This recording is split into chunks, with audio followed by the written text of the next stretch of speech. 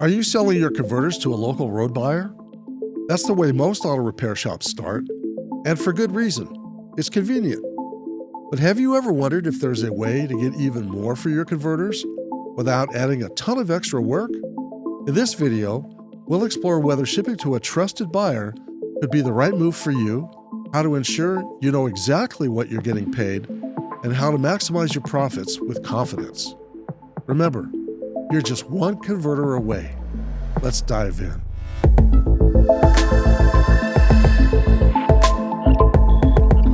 Hello, everyone. My name is Ed Schwenk. I'm the CEO of Noble 6. Thank you for joining us today on this podcast. It'll be an interesting discussion. I'm honored that you've taken time out of your day to join us today. I've been in the precious metals recycling space, refining, over 45 years now, long time. Just to give you an idea, 15 years ago, we came up with an idea, and I was one of the founders of Noble 6, and we have been recycling catalytic converters during this time. I would estimate approximately $300 million worth of converters have gone through our hands and tens of thousands of units. I just want to say that today's topic is going to be enlightening for a lot of us. I'm looking forward to this discussion. Today, I'm joined with Rich Pelletier, our sales director. Hello, Rich. How are you? I'm great, Ed. Thank you for asking. How are you doing today? I'm fantastic. I'm doing great. Perfect. So with that title, I have to ask you, are you getting enough money for your catalytic converters? Oh, there's never enough money. Never. There's never enough money. No, I've never gotten enough money. I've gotten enough money. I've gotten enough money. Yeah, I guess I've gotten it. Okay. Seasonal, huh? Seasonal. Yeah. Right? Like the market that we're depends. all faced with right now. 2-3 years ago, I got enough money, right? But today's a different market. Yeah, that was a bubble, That wouldn't you say? No, Anomaly. absolutely. White metal prices where they were. I mean, if you look at statistically, you look back and see where the range was, it was a bubble. Yeah, we're all holding our breath for that to happen again. Turning blue. Yeah, don't hold your breath. Don't hold your breath. Where for we're that. at right now in the white metals pricing, yeah, don't hold your breath. Yeah. So no, not getting enough money.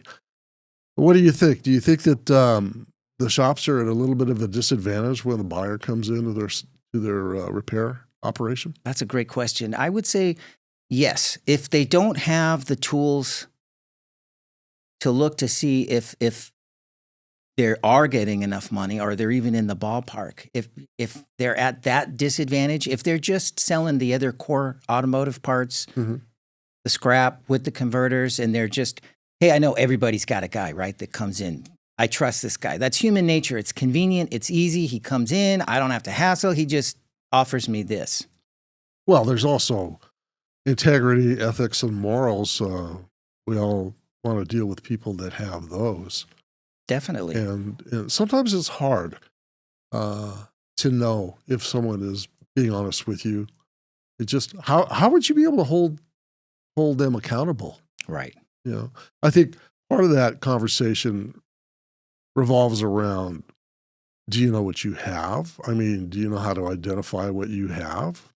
Right. Stuff that you and I take for granted. You know, are you looking at an OEM? Are you looking at an aftermarket? Are you Can you tell the difference? Right. Do you know? I mean, everybody's different in their walk of life, right? Mm-hmm. You know, you've been doing this for how many years now? Too long. Too long. Right. Well, I've been in the business 13 years now, you know, and I can honestly say that, you know, when I started, I didn't know everything. Right. You learn it. You educate yourself. Yeah, it's one day at a time, one step at a time. Right. Whatever it may be in life, you know, you gotta crawl before you are sprinting, right? So yeah, knowing the difference, know what you have. I mean, are you looking at a foil converter versus a regular ceramic converter? Because there's pricing difference there as well, right? I have a saying I wrote down. You're just a converter away from that next piece of knowledge, right? That will help you in your journey. Hey guys, have you ever wondered if you're leaving money on the table when selling your scrap catalytic converters? Well, we have a solution for you. We have a converter price guide with thousands of part numbers. Just use it. Check it out. You can sign up today, have access for it today. See if you are leaving any money on the table, or keep the guy honest that you're selling to. You want to check it out. Make sure you're making the most profits for your business in today's market. It's super simple. Just click the link below. Get started today. And a big help is, as you say, do you know what you have? Mm-hmm. How can you tell if it's an aftermarket? How can you tell if it's an OEM? Well, you're one converter away from obtaining that next piece of information in your growth. Right. Because we still have clients that they'll call because they can't find a specific converter in the price guide. Right. And as we talk to them and, maybe they'll send us some pictures and we'll look at, and obviously we see it, right? Ask them a series of questions. Yeah. And then it's like, oh, make, model, year. This is what it is. Type this in and then you'll see. Right. Is it a ceramic? Is it a foil? What if it's a diesel? Yeah, that's that's another one. What do you think the value is for diesels against these OEM gas converters in the marketplace? A lot less. Just like there's a difference between the aftermarket but they're and the so OEM. Much bigger. Yeah, we've heard that, haven't we, over the years? They're 4, 5, 10 times larger. Right. They got to be worth, but they're not. God, this is so big, yeah. But they're not. No. And the reason is because they don't have the PGMs, the precious metals, not loaded on to the ceramic. It's just very little. What about the SERs? Remember, we had some calls on those, and I got a whole bunch of these. I'm going to have a big payday. Well, unfortunately, there's no loadings on those, right? Oh, absolutely. There's no loading on SERs. Well, there is, but it isn't precious metal loading, that's for sure. So are you confident you know what you have? That's one of the biggest things. Are you confident that you know? If someone comes into your shop, you got 20 converters, they want to price out, and they look at them and they say, well, this pile over here, these are all aftermarkets, and this pile over here, these are OEMs, and they throw out a price, they tell you what it's worth. But you look at the pile of aftermarkets, and you already know how to tell the difference between an OEM and an aftermarket, right? And you see 2 or 3 in that pile that you know are OEMs. What does that speak to the integrity of the buyer? See, back to that last topic. Mm-hmm. So if that's happened, if you didn't know how to tell the difference, then you wouldn't understand their integrity, would you? Right. You couldn't hold them accountable to that, could you? Right. So knowing what you have really is the key in determining if you want to go forward with a local buyer who comes into your shop, or what do you do at that point? What are your options? Yeah. I mean, is there value in working with a trusted partner, and why? For that very reason, right? Here's a good example. It just popped into my head because of our audience. We're talking to the auto repair shops, right? About, 9 years, 10 years now that we're into 2025. My wife's car, she had this intermittent problem, and it was really bugging her. So she took it upon herself. She Googled a local mechanic in the valley. She went there. She explained the situation to this mechanic. And, we've all heard horror stories when women go in and they get taken advantage of, right? That's Unfortunately, not everybody, okay? Right. Not everybody acts We've heard that, and performs that way. Sure. But I'm just speaking for what I know. She went by herself. She went in, talked with this mechanic, didn't know him from Adam, but because of the situation was he was able to fix it and he didn't charge her. And he didn't say you need this, this, this, this, and this, and she comes out with a $2,000, $3,000 bill, right? That was very nice of him. So because of the trust on day one that she just felt like she could trust this guy and take her vehicle there. So then it turned into where he had gained one client. Well, now he's working on the multiple family cars, her brother's car, her mom's car. Right. And then anybody else that, you get, someone asks you, hey, Ed, do you know a good mechanic in the Valley? That's right. So just because of the way that this guy is, his character you've touched on, right? Sure. You trust him. Right. You know you could work with somebody. Right. I mean, it's common sense, right? Well, it's common sense. That's life. So there is a lot of value in dealing with a trusted partner. Yeah. And there are a lot of guys out there, we're not saying that they're not, but there's some people that are being taken advantage of because we hear it. The 13 years I've been involved in the business, and I get a lot of phone calls. I hear a lot of stories, and A lot of horror stories as well that So goes along with as that. a seller, it would benefit you greatly to know the value of what you have when a buyer comes in and makes you an offer. Absolutely. If you have a pricing app, let's say, and you're able to look up the part number and you see it's a $200 converter and they offer you $60, $80, you're probably not going to want to sell it. No. Why would you leave that much profit behind? Right. And then in the future, when that buyer comes back in, you're probably going to look cross-eyed at him as he's walking into your shop because you know how he treated you last time. So looking up these part numbers can help you determine how much you're actually losing with that buyer. Mm-hmm. So what are you hearing about shops? Are they using online price guides or why not? Are they or why not? A lot of them are. Mm-hmm. You know, some say they can't afford it.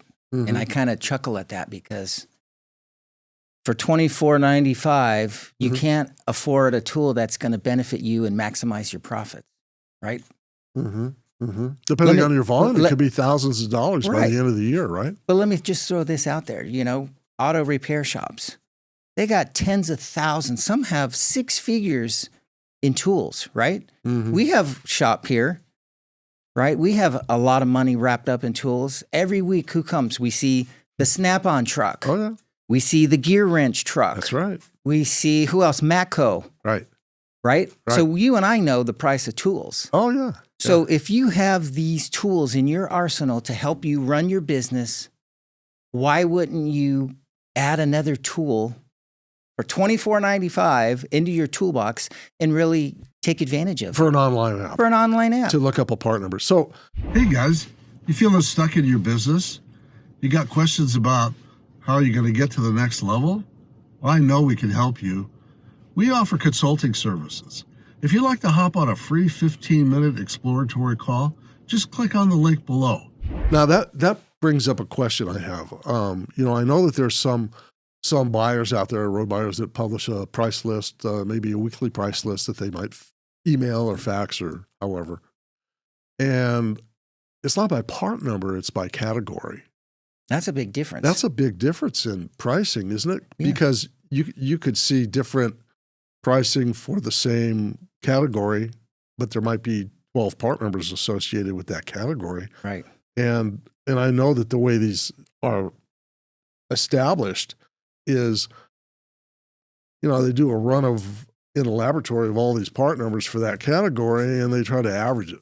Right. And then it's always a middle to lower average price for that category to protect the buyer because they don't know exactly which part number you have. Maybe they can't look it up either because it's been rusted off or something. So I just wanted to bring that up about the price app versus a published price list by category. Yeah, that's a good point. Also, you know, looking at it, part number versus grade. Well, that's what I Right. meant by grade. Yeah. Yeah. Yeah. So let's throw an example out Which there. way do you want to do it? We'll say torpedo, Okay. right? I mean, how many generations of a torpedo? What are we on? 5? Maybe There's- more yeah, now? there's a lot of generations of torpedo. First generation was lower carb standards, less loading. Then it went to adding another brick, a monolith, and then it went to adding more cells per square inch, from 150 to 300 cells per square inch, 300 That's a big difference. to 600 now, and so in some cases, so you can imagine that the amount of precious metal that's loaded onto the newer generations are 4 or 5 times. That's 4 or 5 times the value of the first generation, but you're selling it as a torpedo, Right. which is And if you don't know, average. right? If you don't have the knowledge, I mean, the pricing can vary, right? Let's just throw out some numbers. Yeah. $40 to $380 in today's market. Right. And if you don't know, and the person, you know, isn't really fair with you, or is this maybe a new person coming Right. in, you know, Right. are they going to take advantage of you? Possibly. So what if you can't see the part number? That's where you're at then. You're That's back to right. grade. That's right. Isn't that kind of what we're looking at? Mm-hmm. Are all the part numbers in the app? No. And I'll tell you why.